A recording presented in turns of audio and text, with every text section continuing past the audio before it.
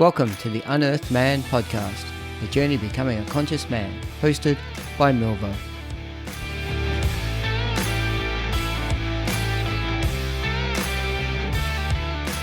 Hey all, Milvo here, and welcome to episode 21 of the Unearthed Man podcast.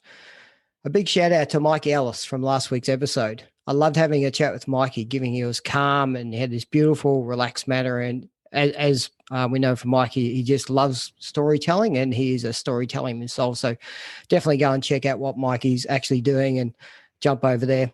As you know, you can find me on LinkedIn, Facebook and Instagram. So if you're looking for where we are or on any of the podcast site, jump in and find the Unearthed Man. So on to today's episode. My guest today sums himself up very simply. He is a proud father, student, creator, storyteller. Since he was a little boy, he dreamt of his perfect day, and now he gets to capture everyone's special day. Born and raised in New Zealand, and with over 6 years of experience in taking photos and making films, he fell in love with love and capturing emotion. This is the thing that really lights his fire, to capture and create impactful film and photos that the viewer feels that's a gift in itself. He has just recently launched his company, Impakt Media. Welcome to the Unearthed Man podcast, Jay Godfrey. Hey, brother. Thank you, bro. What a cool bio. I was like, man, that sounds cool. Oh, that's awesome. I appreciate that. Thank you. No, that's right. And I think that perfectly sums you up. As Joe and I were speaking before we got on to here, we've interacted probably via social media more than face-to-face. This is my first chance to have a chat with Jay. But my impression of Jay is just one of the coolest guys that I've ever seen. But I also love the fact that I've seen some amazing videos from Jay where, if you want to see a man in all his vulnerability, opening up his heart and just being willing to put it out there, definitely go and check out Jay. He's just one of the biggest, hardest, kindest men that I've also met. So thanks for coming on, Jay. I really, really appreciate it, man. Oh, man, that got me going already. That's beautiful. Thank you. To be acknowledged for that vulnerability, that's really cool. Yeah, and look, I'll say it to you, that inspires me. So, and we'll probably talk a bit about your journey and where we got to, but I think as men, we struggle with people who can inspire us about vulnerability. We talk about it a lot, and it's an easy word to say, but where people truly put themselves out there, and you can see a man, expressing his pain, there are tears, and it's true. I think that just, that's what for me a leader is all about. You're a leader of men, and you're a leader of what I feel is the next generation of men coming through. So, man, all I can say is thank you, and just keep doing it. I will. Yeah, I will. Just real quickly on that is, I'm 35 now. For 32 years, I suppressed that. Well, probably not 32, maybe up until about 7, maybe. From around 7, I started to really, I guess, suppress this person that I am because, like you said, men struggle with vulnerability and we want to be tough and, we want to be respected, and to get respect, you must be tough. That's what we believe, a lot of us. And so I suppressed my truest self from 7 till, say, 32, and the last 3 years of discovering self and healing trauma and bringing that up, enabling me to actually drop into being who I am, is like freedom. Yeah, just be me, like I don't have to be tough. Like, so good. And that in itself to me now is tough, to just be who you are. Yeah, and I absolutely love that because for all the men out there, as soon as you can strip away what everyone else thinks you need to be, and you just learn to be you. And for me, courage and strength is every single day going, I'm just going to be me. I'm not going to be the corporate guy, the tradie guy, the photographer guy, the family guy, whichever persona we have to put in, depending on which ones we're talking to. If we can just say, this is me in all my vulnerability, and the courage and strength to just keep going. I'm just going to love you anyway. I'm just going to love you. It's up to you whether you give that back, but you'll always have my love, is something that, again, men just really, really struggle to open up and say, I just love life and I love every man around it. I mean, our interactions are, lots of love you, bro. Thanks, bro. This is really cool, bro. And it's messaging, but it's deep and it's true because that's where we sit in those spaces now, which is wonderful. It's special, eh? Like I'm so grateful for where I am right now and in the whole life community, like all of it right now. So grateful because for so long I wasn't. And the relationships I have with some of my brothers, I say air quote because not blood, but they are my brothers. Those conversations, like the hugs, like a real proper hug and hold that hug heart to heart, man, it just feels so good. And to be able to say it and not fear judgment. Yeah. Like it's amazing, cool. Isn't it? It really is. I started handing out hugs to people at work, and I've actually teaching them how to do the left hand hug, which there's when everyone goes in for a hug, they basically always go right chest to right chest. And what I do is basically, which is our natural tendency to turn our heart away from the other person because we want to turn around our most vulnerable parts. So our stomach and our heart turns away, but we think we're giving a hug. As soon as you go left to left, your hearts actually join directly and your stomachs join in, and you're actually hugging in all your vulnerability, but you actually can truly feel the love and you're not hiding from everything. So when everyone comes in for a hug, I go, no, she's a left-hand hug. And you go in there and it's a different sensation, and it's subtle, but it's I think it makes a huge difference. Somebody mentioned that to me probably 2 months ago. Josh, can't remember his last name. Anyway, he pulled me up at Burley one morning. I went to hug him and he goes, no, left hug. And I was like, oh yeah, what's that about? And he told me that, and I thought, man, that's really cool. That's really cool. Yeah, because you actually end up with a connection, and it's ever since I picked up on that as well, that's definitely what I do. I mean, even then you fall into the right hand hug, but if I'm really aware, then you move into that space, and it's really nice. Let's take a step back. So you're of Islander background. Clearly, I don't know if it's Maori or Samoan or what their background is in New Zealand. So what was life growing up? We hear, particularly in Australia, a lot about, how tough life can be, having an Islander background, with cultures and everything else. And you talked about suppressing from about the age of 7 onwards. Was that part of, there was a persona and there was a level of toughness you had to do? Was that just because of your community? Was it cultural? Where do you feel that came from? So I didn't actually grow up around much of, I am Māori. I was raised by my mum. She's Pākehā, which is Caucasian. And I was raised by mum on her own. Mum and mum raised myself and my 2 sisters. And I actually didn't grow up really around much of my culture, which ironically enough, in the last 3 years, I discovered was a big part of my sense of not belonging, because I don't look Caucasian and I don't look really dark skin. I went to a lot of majority, how do I say that without sounding racist? Like Caucasian white schools. Yeah, Caucasian white schools. That's fine. Yeah, that's cool. I'm happy with that. Yeah, there was some Māoris at my school, but not many. Like out of 100 kids, maybe probably 6 or 7 of us, maybe.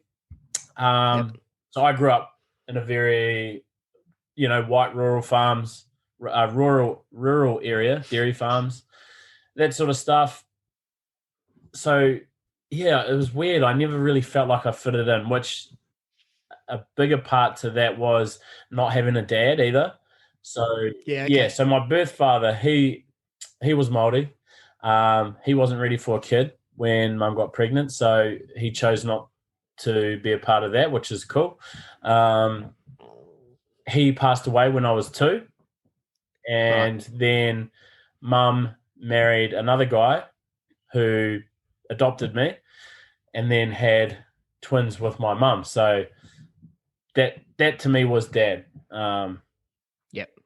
But then he betrayed our family's trust by sexually assaulting within our family. Which, I was 6 or 7 when he went to jail for that. My sisters were a couple of years younger than me, so they were around 5. So by 7, I had a dad that didn't want anything to do with me, and I know better than that now, but subconsciously I may have thought that then. And then another man who came in and did what he did to our family and then went to jail. So I already felt like this sense of not belonging. And then to look a little bit different to my mum, because my mum, she's beautiful. She's short. I was going to say a number, but I don't really know. She's short, blonde hair, blue eyes.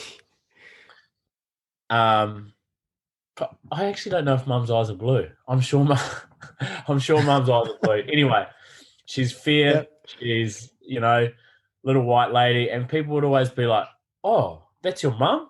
And then when they would meet my dad, who was out of jail at this stage, but still Mum and Dad were separated, they would meet him. He was a tall, skinny white guy, and they're like, "What the heck?" And I'm like, "Yeah, there's a story, and a lot of people didn't even know that I had sisters. At school, I'm like, "Yeah, my twin sisters." "What, you got sisters?" "Yeah, them." And they were clearly a lot fairer than I was. So there was a lot going on by 7, Yeah, absolutely. It's tough. I can imagine that would be tough at that age. Yeah, I didn't really know it back then, and it's only through doing work and bringing this stuff up that, oh man, so that's why. So for pretty much all my life, I've always tried to belong to a thing or a group I've always tried to be something that I wasn't necessarily truly myself to fit in. I got bullied a fair bit at school, and then when I went to college, nothing much changed. I was still bullied a little bit, and then I started to become a funny guy. And actually, in a sense, I guess I became a bully, because never physical, but my bullying was jokes. So I was the funny guy, made fun of people. Yeah. Then I was popular. So then I did that more. And then I started to play up at school more and not try, because not trying was cool. And then started skateboarding, and then became the skater guy at school, and was doing all these things. And then that played out pretty much throughout my whole life, always trying to fit in. Yeah. Which, ironically enough, I believe is what most of this became. Yeah, so Jay's just sort of done a visual, and we'll get to the fact that Jay's a fully tattooed man. I'm not sure we can get into what percent, but my guess is it's probably in the 80 to 85% of the body tattooed. Is that roughly? So just my armpits are not done, my armpits and my right leg. That's pretty much it. So pretty... covered. Yeah, and the front of your face. I mean, the back of your head and the top of your head and all that's done as well. Yeah. Yeah, so the front of my face isn't, but half my forehead, sideburns, neck, throat, back, chest, both arms. Yeah. A lot of hours. Yeah, that definitely. And we're definitely going to get onto the topic of the tattoos. That's for sure. I just want to just double back a little bit. So that there is a thing about, any attention is good attention. So I can see how when you're growing up, that we all look at the the goody goodies or the baddies or the people that play up, or all these different kids as we grow up, and we all play these different roles. But ultimately, the role is about how do I go about playing a role that for me can get me the most attention in amongst a group of 20 or 30 in my class who are all trying to do the exact same thing? So what role do I play that at least gives me some attention, which is different to, you know, the academic or the, you know, or whatever it happens to be in that one. So it sounds like that's, as you just described, you went into, hey, I'm the funny guy, I'm the skater guy, I'm the, you know, I'm doing these other things because that was a niche that allowed you to have a level of attention that potentially others weren't getting in that space. Yeah, definitely.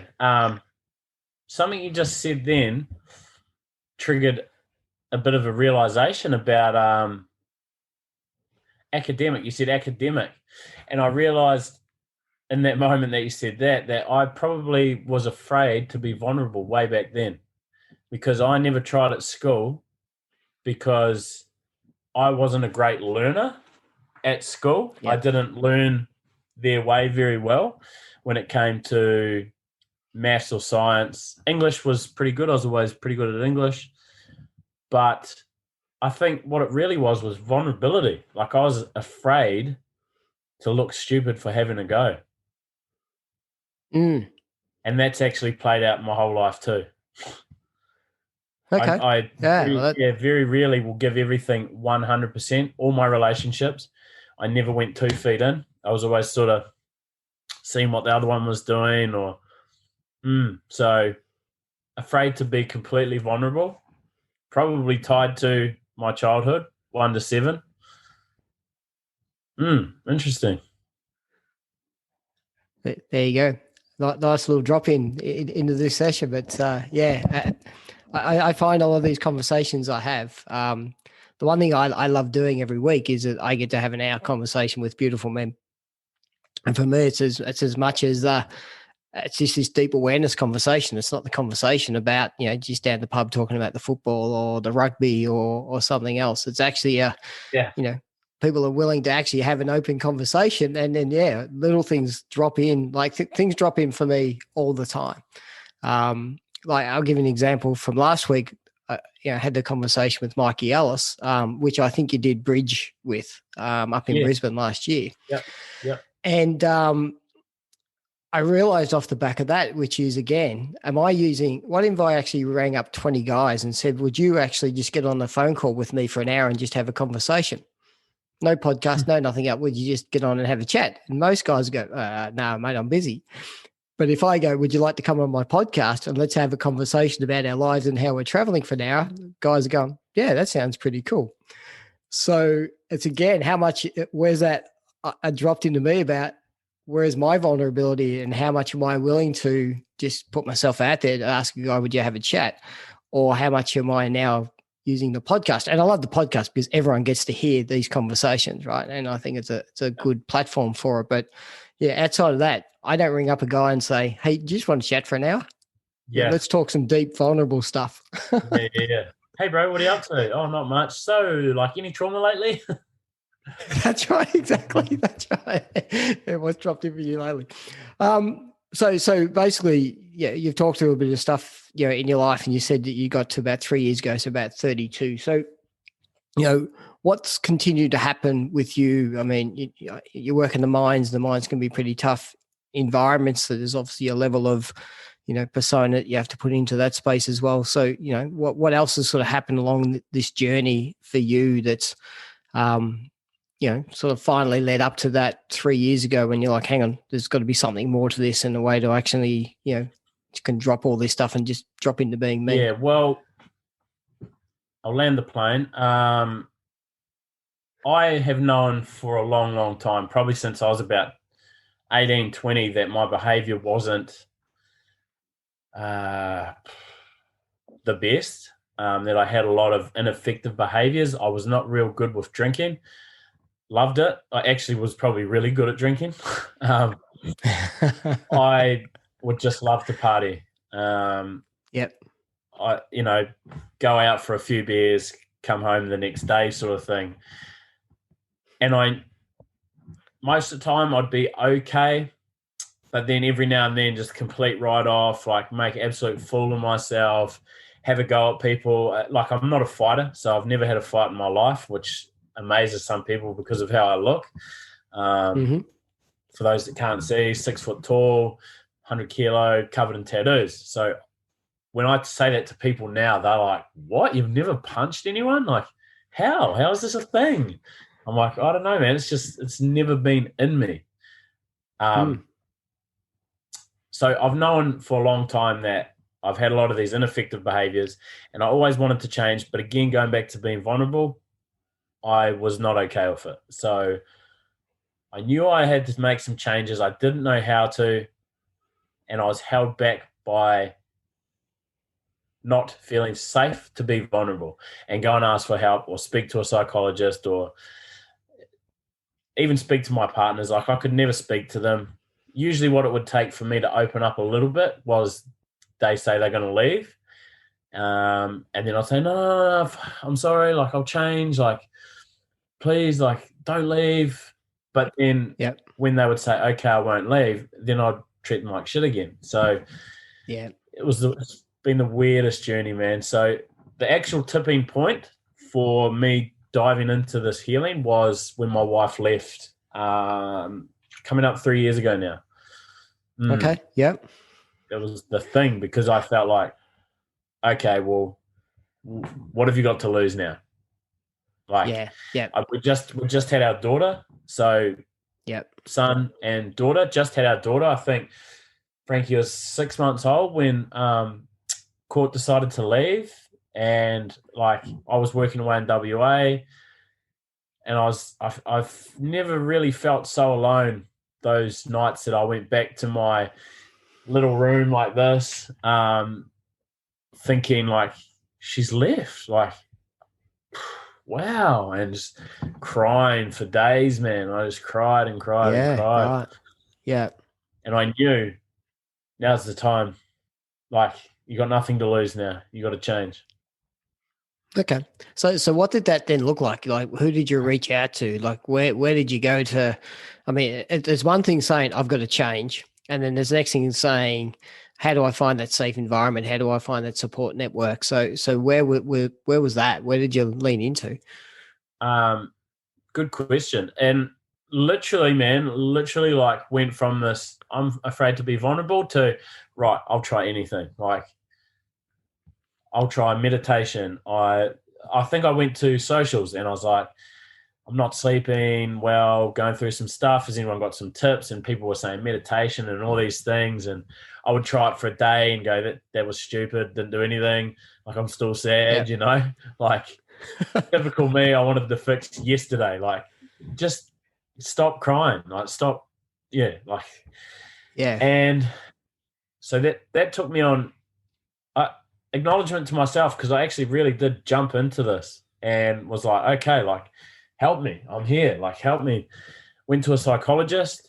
Actually went to a crystal healer. She was in Karratha, which was about 3 hours away from where I was.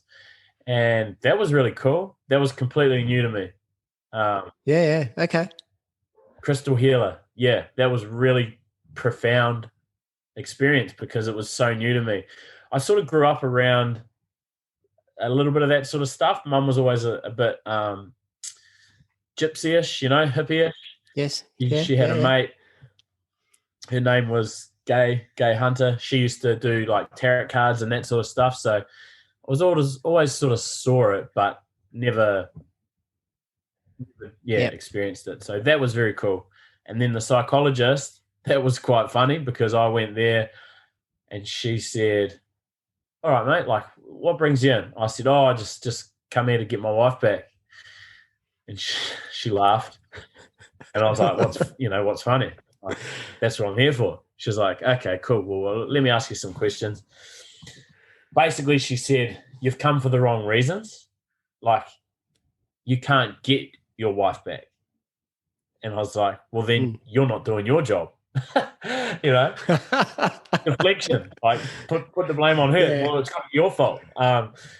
You know, that first session was basically her just saying, like,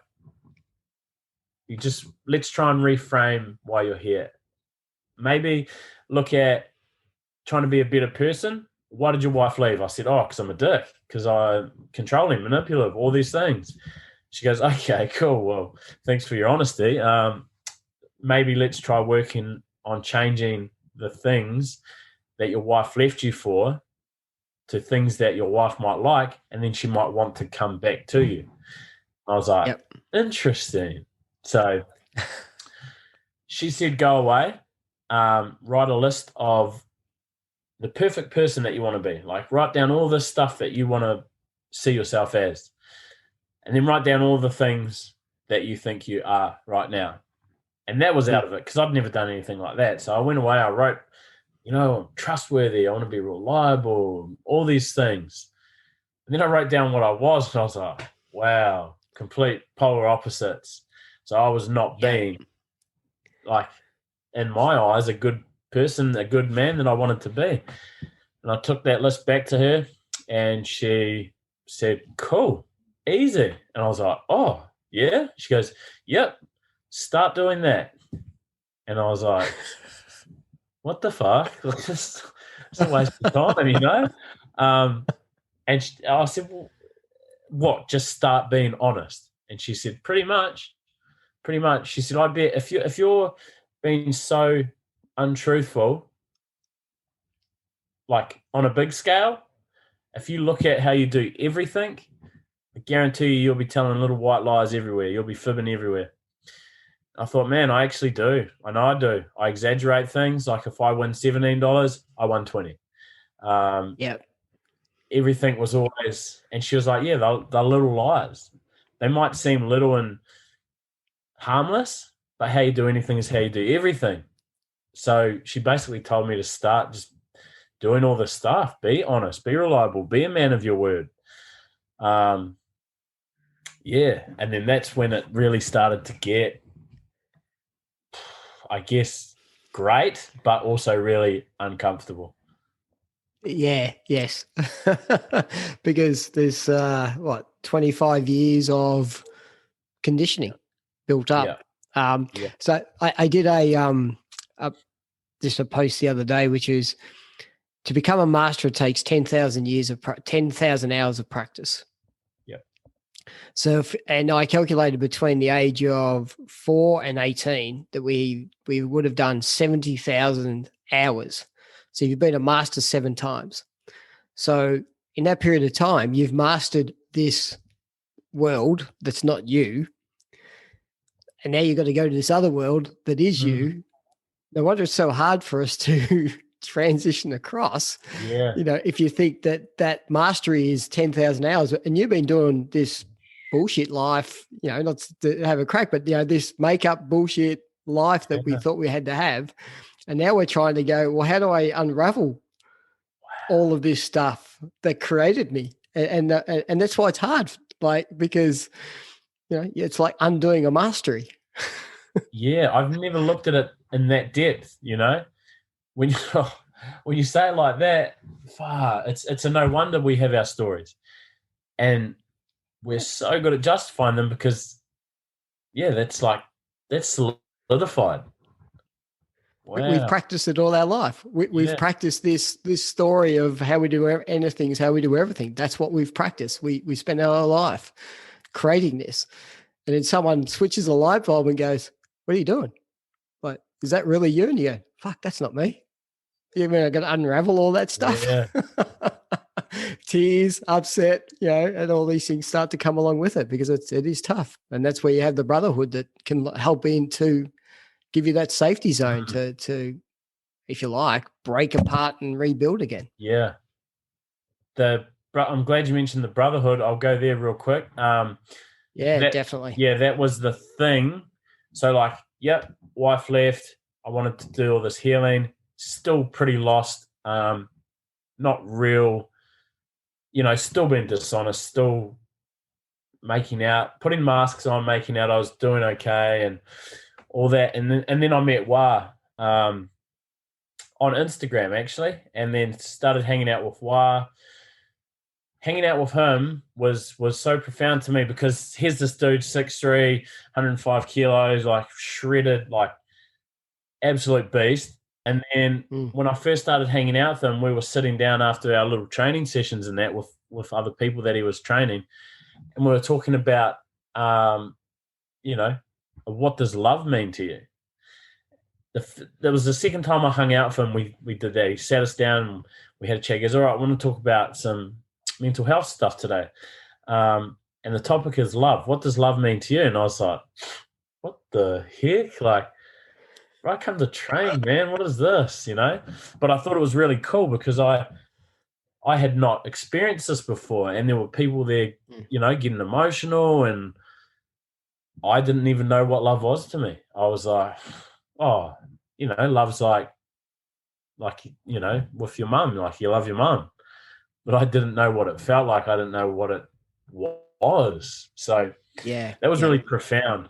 And fast forward about probably a year, there was a moment where Wah gave me permission to be my absolute most genuine, authentic, vulnerable self by him showcasing vulnerability in its most powerful form, being vulnerable in front of 20 other men. It was the first ever men's medicine walk. And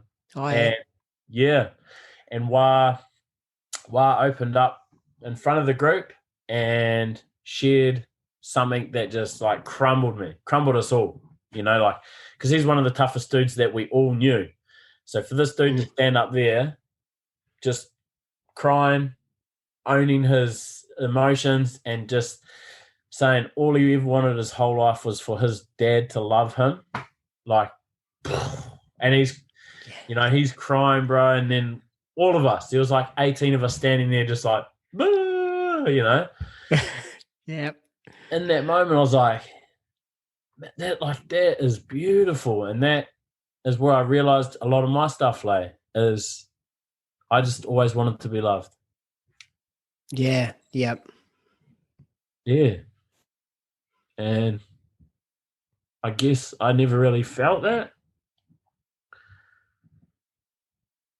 because I didn't love myself from, I would say, 1 to 7, having the things that happened, biological father, and then adopted father, those sort of things probably cemented in me that I wasn't good enough, or I wasn't lovable, Yep. So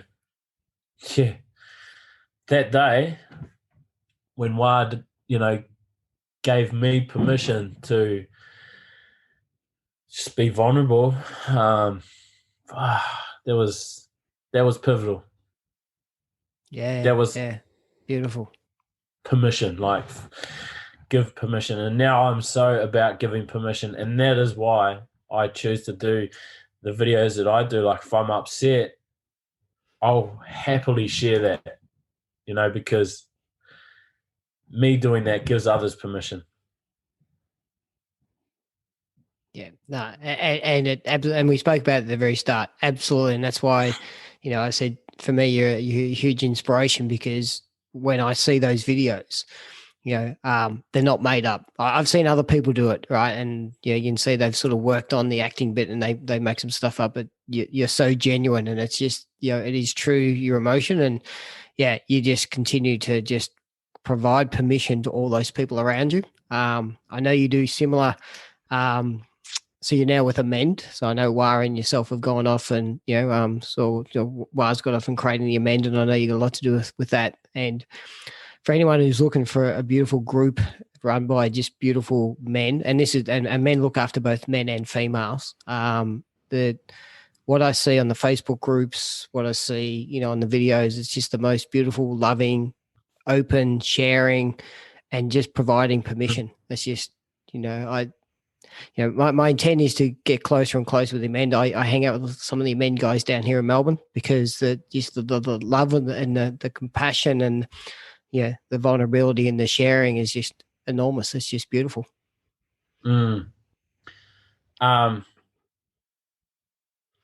Those, Amend, Men's Medicine, like all the groups.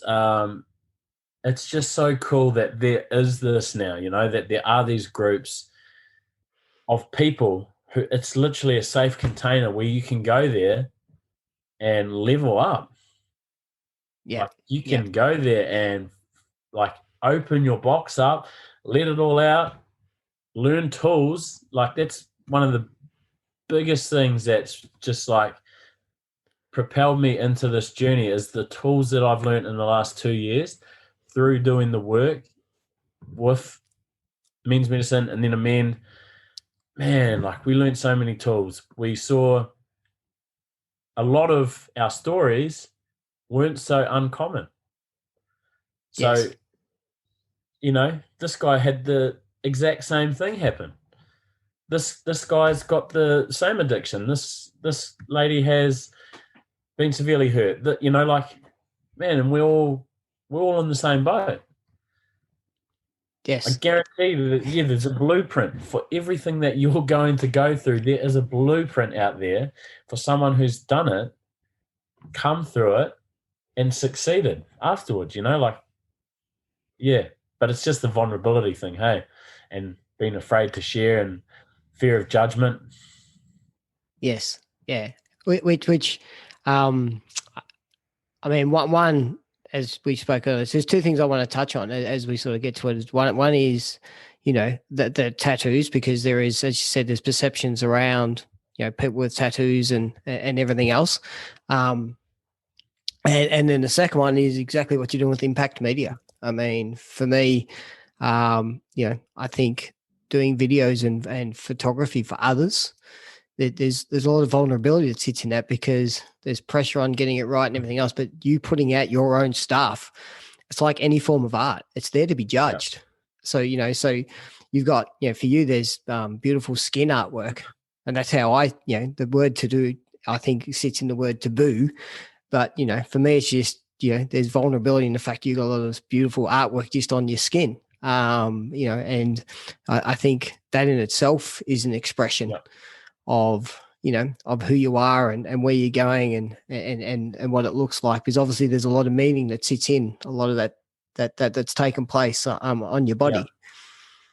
Lots. Actually, I'm really grateful for having put so much thought into all of them, because there's not many on me that don't have a lot of deep meaning. Even one, there were ones that I wanted to get a tattoo, like I wanted a certain tattoo. So I was like, yep, cool, I want that tattoo. How can that mean something to me? And then I would think of what it would mean to me, or if I had a saying or a quote that I wanted to say, I would think, how would I visualize that? What does that look like? And then I would get that on me. So before that bit, I think a part of the reason why I got them was I left the Gold Coast 2010, and my actual real name is Jeremy Godfrey. Okay. And I've always thought that's such a strange name for me. Like, like Jeremy. Like I was like, man, Mum, really? Like, I have mates with all these cool names, and I get Jeremy. Nothing against the Jeremys out there, but give me something with some punch, Mum. Come on. So Jeremy Godfrey. So I looked a little bit not Pakeha, not quite Māori, and then I got called Jeremy Godfrey. So it was this thing. So when I left the Gold Coast and I came up here to Mackay, I wanted to change my life. I wanted to get out of doing security. I was working in Surfers, the Valley, doing security. I did love it at the start, but then I grew to get annoyed with dealing with the people in their worst. So I sort of got a little bit over people. So I come up here to try to get into this mining gig, which I did. And then when I came up here, I sort of thought, well, no one knows me here. Like I can become anyone, right? So one guy at a job, he started calling me Jay, just the letter, Jay. Okay. And I was like, oh, that's cool, Jay. Like, that's cool. And I actually had Facebook back then, and my Facebook name became the letter J. That was my Facebook name, the letter J. And then I thought, yeah, I'm going to actually just spell J, J-A-Y. And then that sort of stuck. And then that became who I was known as in Mackay, was J. Godfrey. Around the same time, started getting covered in tattoos, started going to the gym, like I was getting big, tattooed, J. Godfrey now, like I was so cool.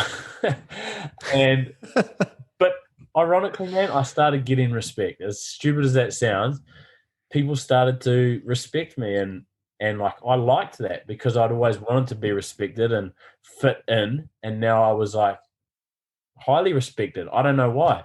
I guess the look, and people assumed things, so I actually know I let them assume things. They assumed that I was a bad dude, and I was like, I just let that go, thinking to myself, bro, you've never even had a fight. Like, what are you up to? But I did like that. So the tattoos all became a part of me trying to be something that I really wasn't in that moment. So I was trying to be something that I wasn't in that moment. And then letting people think those sort of things, I sort of started playing into that role. Bad guy, tough guy, and then started hanging out with some clubs and stuff, So yeah, that was sort of very appealing to me because very different, I know, but I always went to Boy Scouts growing up. Yeah. Very different, but sort of the same, yes. I was always drawn to these groups of men. And then there was now this group of men who I was very drawn to, probably because how cool it would make me look. And if it wasn't for my wife, I probably would have gone down that path. Yeah, she basically said, if that's the way you go, I won't stay. And I was like, you'll stay. And she's like, I won't stay. So I didn't. I'm glad and grateful for that. But all the tattoos and that was a part of that journey, right? Was being the tough guy, that going to hang out with that group of guys guy. And actually this here on the side of my face is a desert eagle. Yep. And I actually wanted a gun on the side of my head so that I would be tough. Oh, it's so funny. So I was thinking, you can't just get a gun on the side of your head. Like, you're off your head. You've got to think of a way that you can make this meaningful so you don't just look like a hero. So I did that. On the top here, I got half Virgin Mary. Yes. And then half Saint Holy Death. So Saint Holy Death, she looks after like the cartel and those sort of dudes on their wrongdoings, I guess you would say. And Virgin Mary sort of, the good, the peace. So I got Virgin Mary with a cross and rosary beads. And then I got Saint Holy Death with a gun and some chains. So good versus evil. So that's the theme. Yep. All of that so I could get a desert eagle on the side of my head. Oh. But that's a lot of work to go into that. It is. And I actually love it. Like I love that I can actually tell that story. I don't even think I've told that story before, but to be able It's a great story. To be able to just be like, this is why I do things. This is why I did things. I don't regret any of them because they're all part of that journey. Yeah. Yeah. Well, the interesting thing is that I've got, probably half a dozen odd tattoos as well. And over time, when I've looked back on them, like the first one, I just saw it and I got called to it. And I don't know why, but as I've gone through and I've learned more about me and I've understood me, it's like, now I know that meaning of that one. And now I know the meaning of that one. So I got called into these ones. And for me, it's like similar to that one on your head, as you're saying, for me, there's always this constant battle that I've had between, self-esteem, not feeling good enough, but feeling strong enough. There's always that internal battle between who people want me to be versus who I am, good versus bad. And so those sorts of things, I think we just subconsciously play out all the time. and so when we look back on them, it's like, so which, for me, that there is just these meanings. Now, people could argue that, you want to apply whatever meaning you want to, but I don't believe that. I feel that, when I look at my tattoos now, I go, yeah, I know exactly what that is. And I know exactly why it's there. And I know exactly the role it's playing in my life. And I don't regret any of it at all. Which is funny because when I first got my first tattoo, I think it was 25 or something, right? And I hid it from my mum and dad for 10 months, but I knew I was going to be down the beach with them. And I had to say to them one night, I said, oh, look, just to let you know, when I'm down the beach, you'll see a tattoo. And my mum's gone, you will do things you regret. And I'm like, I never said I regretted it. I'm just telling you I've got it. Just a heads up. FYI. That's right. Just a heads up. Yeah, no, this isn't me going, hey, look, I think I've done something silly. That's you thinking I've done something silly. But no. I'm very happy with what I've got. When I first I got a little tiny little one on my left shoulder when I was young, and I was sweet with mum knowing dad actually paid for it for my birthday, 17th, I think, birthday. Maybe 18. I think I was 17. But my nana. So I always highly respected my nana. Looking back, it didn't appear that I respected mum very much. And like mum and I have spoken about that, and there's still conversations to be had around that because I'm starting to see the picture a bit better now. But always respected nana. And I was petrified to tell nana and show nana. And we went round there one day and mum said, oh, show nana what you got for your birthday. And I was like, what? Why would you do this? And she's like, oh, what did you get, Jeremy? I was like, oh, I got a tattoo, nana. Man, she was so disappointed, eh? She just shook her head. She looked at it. She goes, oh, Jeremy. And then as I got older, I started getting more and more and more. And then when I came to Oz, obviously I got a lot more. Moved over here when I was 20. And then it was quite cool because I saw a shift in Nana. She realized I was still the same Jeremy, but I was getting all this art on me. And it's all really good art. I always chose really good artists. Mel Keege, local tattooist in Mackay, Tennille Napoli with my back. Amazing artists. And I would go home and Nana would say, oh, what new tattoos have you got now? And I'm like, oh, well, I got this one, Nana. She goes, oh, well, that's neat, isn't it? And I'd tell her the story. And I don't remember the conversation about the gun one, but maybe she hasn't seen that yet. I'm not sure. I don't know how cool she'll think that is. I mean, my parents, they lay down 3 or 4 things that we should never do when we grew up. Don't get your ear pierced, don't get your hair dyed, don't have sex before marriage, don't have a baby before marriage, and don't get a tattoo. As in one of my earlier podcasts, I've succeeded in all 5. Successfully upset my parents in every single category.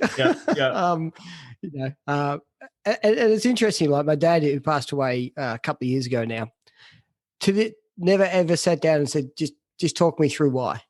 Just refused to go into that space. And even my mum, even she, my dad would even make these snide comments, because my daughter's got tattoos as well. In fact, everyone in my family has. And so, but they would sort of see me as the bad influence on my family. And it's like, maybe if you just sat down and asked, don't judge, just inquire. And I'll tell you the story. And maybe you might go, and I'm not asking you to get one, but maybe you might go, wow, I didn't realize that. That's cool, eh? It's very funny. And I love my look now. One of the simple facts for the fact that I get to shock people. So I do get judged by some, not like some you think would judge you that completely don't. A lot of old ladies don't seem to judge. I think they must pick up on my energy and not judge. But for ones who do judge, it's usually border security, police, all your typical ones. And I understand that they deal with people that look like me all the time. So they're going to see me and go, oh, there's another one. Let's go get him. So it's cool because I get to really shock them, have a chat with them, and I get to connect with them. And I do it a lot of the time to shock them too, like Yeah. Okay. to walk away, So for them to walk away and say, "You're actually a real good dude. Like, thanks for the chat." I'm like, ha ha ha. there you go. Yeah, that's right. Now I know we're sort of running out of time with it here, but I think there's a story when you did the bridge experience, because my wife did bridge experience with you, Jackie. And I think you had to go out and you actually deliberately grabbed an old lady in the street. And Jackie told me a version of the story, and I don't know whether you remember it, but I think she turned the tables on you about. Yes. I think you yes. Do you want to? Can you remember that? And can you talk through that? Because I think that flipped some things around for you a little bit from memory. Yes. Wow, man. I'd completely forgotten about that. Thank you. So we were given a task, and our task was we were given an item and we had to return from lunch. I might get some of this a little bit wrong, but close to. We had to return with something 10 times worth the value of the item. Yep. So, we were going out and we're thinking, what can we swap it for? What can we put in a money value on it? And then we shifted really quick. It was just me and my partner, like the bridge partner. And we shifted it to what's more valuable than money, like connection, conversation. So we flipped it and we're like, okay, let's go and have a conversation with someone in exchange for the paperclip. But we had to make it valuable, not just like, hey, So I can't remember the exact topic, but I wanted to pick someone that I thought would judge me and then go and have a conversation with them and actually ask them if they would give their first impression on me approaching them. Okay. So I wanted to pick someone that I thought would judge me and to ask them an uncomfortable conversation, like ask them a difficult question. So I was looking around, we're having lunch, and then boom, I seen these four ladies, 4 white ladies. The one that I spotted, she looked really like, she looked quite wealthy. She had a lot of gold. She had a nice white top on. I was like, oh, there she is, like rich old white lady. Sweet. Like, surely she's going to have her opinion on me or something. So I went over, spun a bit of a yarn, and I said, I sold it to them that if they could do me a big favor of writing down on this piece of paper their first initial impressions of me, that I would give them this paperclip, this awesome paperclip. And they were like, and we couldn't tell them what we were doing. So they were like, okay. And then the lady said, why us? And I said, oh, just, like I didn't actually want to say that I had actually judged her. And I was like, oh, fuck. And she said, why us? So I thought, I'll just tell her. So I was really uncomfortable in saying it, but I said, well, actually, I was looking for someone that I thought would be quite judgmental, and I saw you and I judged you. You look very well off. Actually, sorry, this is after she gave the opinion. She gave the opinion. So she actually asked after, so why did you pick us? And then I had that uncomfortable conversation. And yeah, that whole thing turned into like a profound thing where she didn't judge me at all. It turns out I had judged her more than she had me. She was not well off. She was not rich. Like, she was just a lady going out for lunch with a couple of her girlfriends, and we all just ended up having this crazy conversation. And 3 out of the 4 trusted me on first impression. The 4th wasn't sure. But yeah, so 3 out of 4 trusted me, which sort of shattered my belief that because of how I look, people are going to not trust you. Because that's what I've believed for a long time. But that was my story. And that was a really out of it experiment. Yeah, it's amazing that, isn't it? How much we preconceive and we have all these ideas in our head, and reality can be completely different purely because we decided to judge first. Yeah.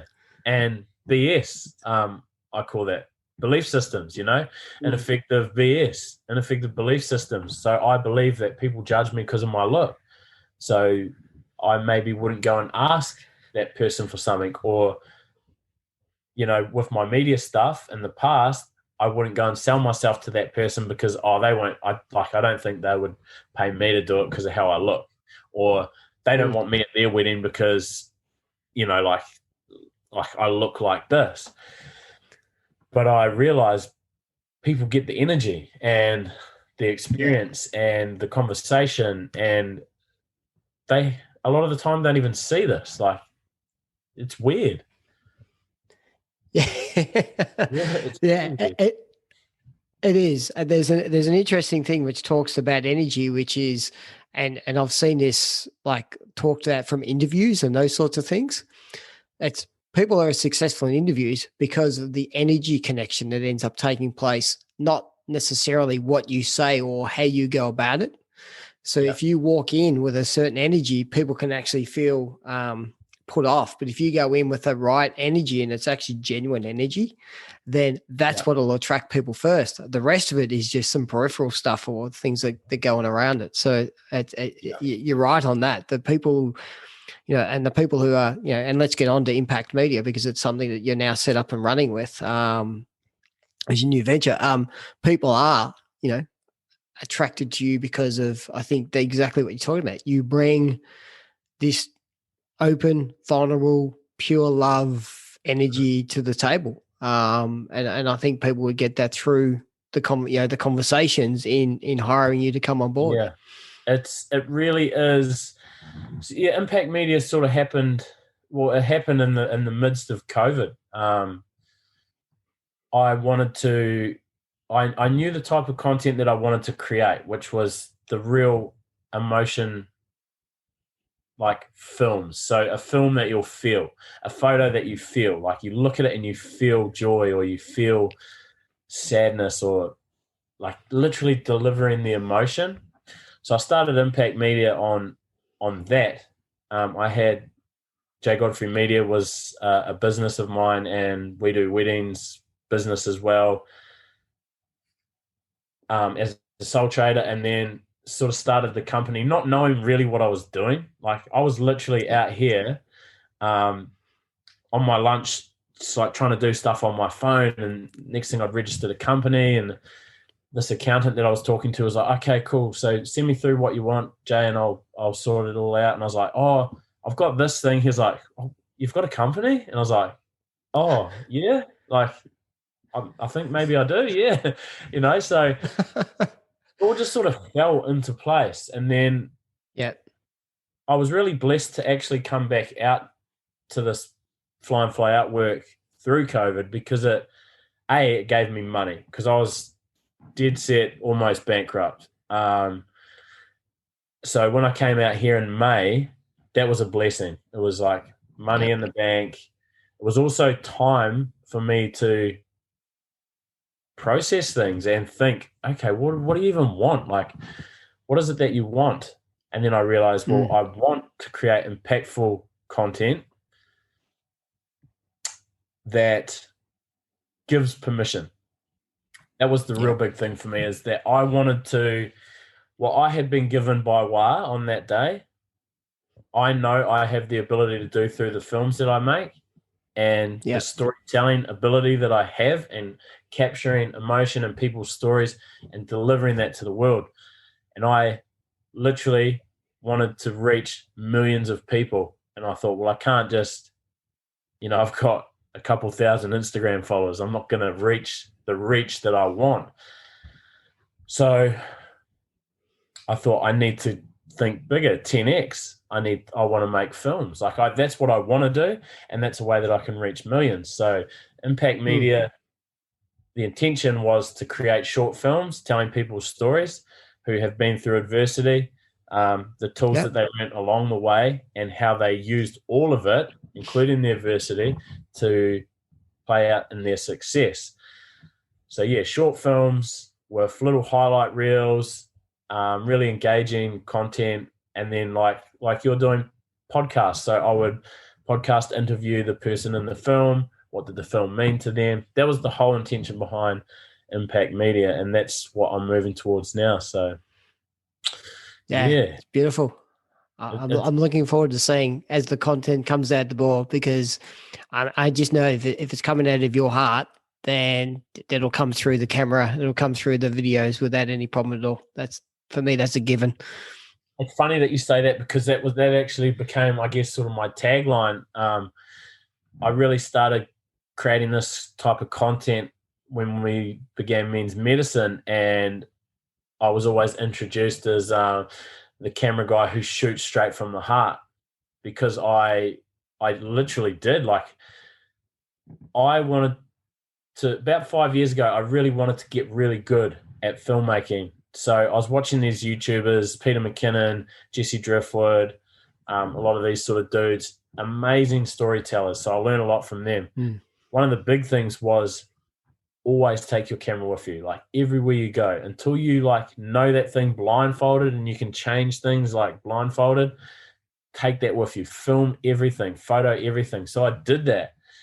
And ironically enough, on that first men's medicine walk, I took my camera not to film, not to do photos, just because I took it everywhere with me, literally everywhere.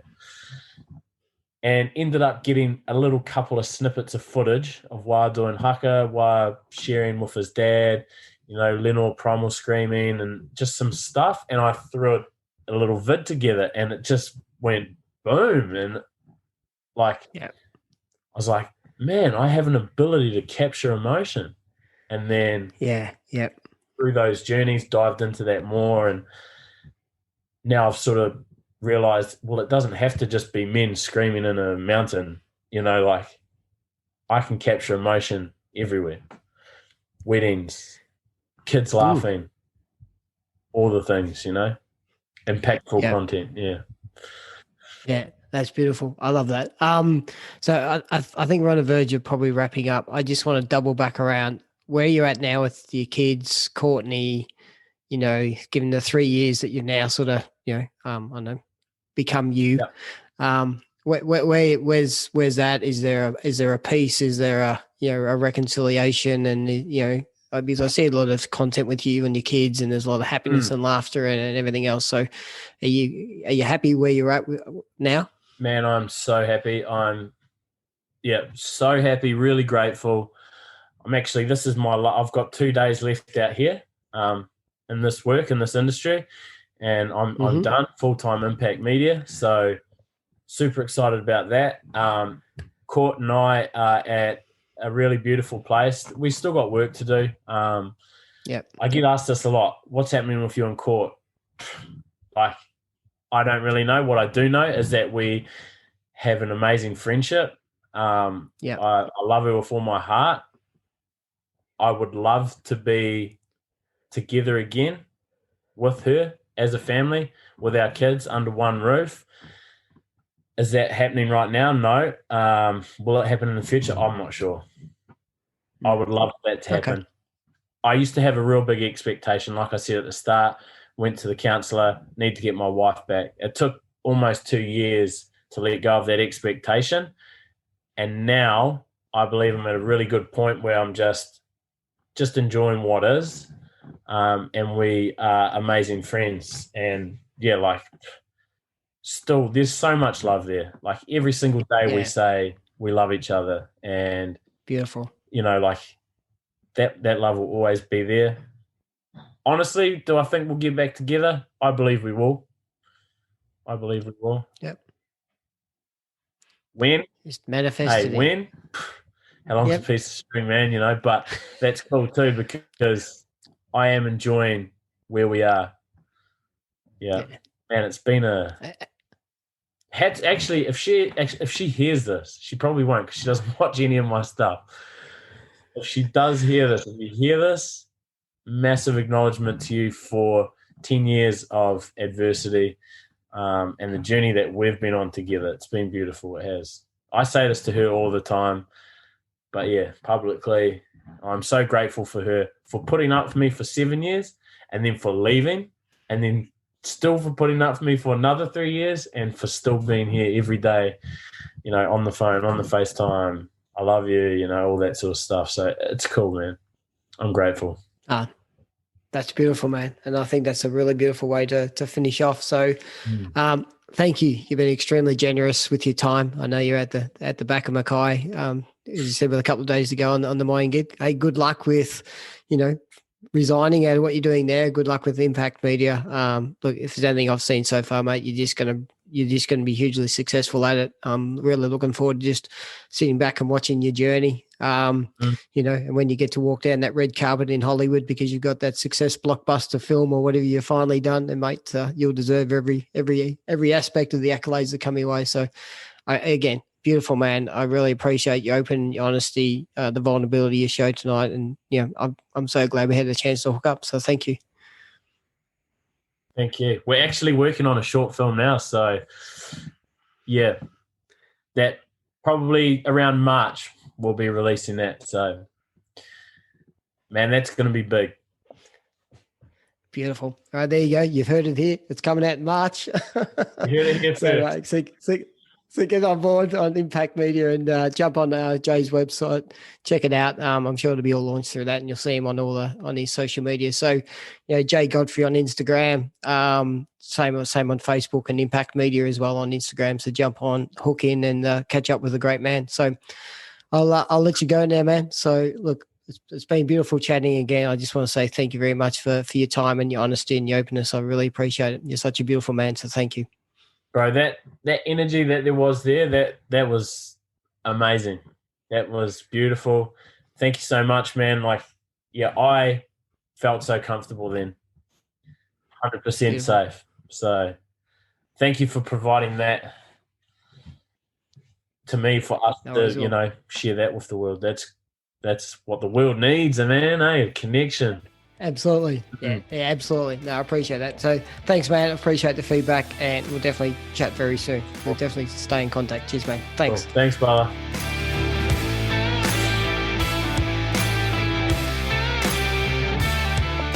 So, folks, what an amazing conversation with Jay Godfrey from Impakt Media.